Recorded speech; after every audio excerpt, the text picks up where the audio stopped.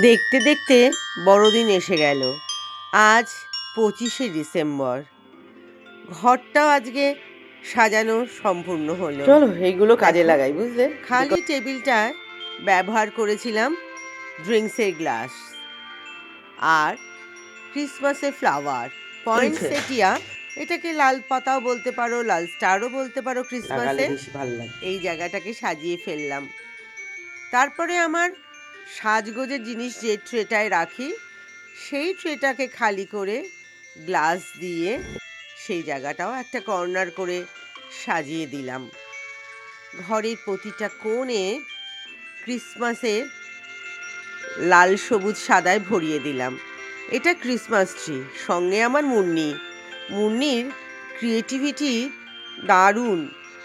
ওরই idea Christmas ট্রির ছোট ছোট ডালগুলো কি করে সুন্দর করে খুলে সাজানো যায়।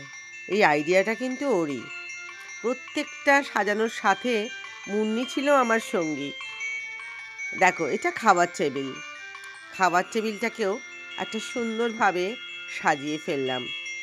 একটা দোপাট্টা ছিল হোয়াইট রঙের, তার সাথে সবুজ বর্ডার ছিল, আর তার সাথে নানা রকম বল, রেড বেরি, ছোট্ট ছোট্ট ক্যান্ডেল।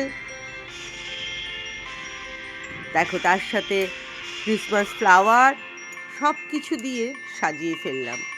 আর ছিল আমার কাছে কিছু টুকরো ঢাকাই শাড়ি, লাল আর সাদা। আমি এবছর সাদাটাকে কাজে লাগালাম। সোফাগুলোতে সাদা দিয়ে কভার করে ফেললাম, তার সাথে লাল কুশন কাভার। লাল সাদা সবুজে একদম ক্রিসমাস ডেকোরেশন রেডি হয়ে গেল। দেখা যাক সন্ধ্যাবেলায় যখন আলো জ্বালিয়ে দেব তখন দেখতে কেমন লাগে, সেটা তখন তোমাদের সাথে শেয়ার করব। এখন মোমবাতিগুলো শুধু বসিয়েছি, দিনের বেলা জ্বালাইনি, জ্বালাবো আমরা রাত্রে। দাঁড়াও, বন্ধুরা আসুক, আমরা নাচ গান আনন্দে মাতোয়ারা হই।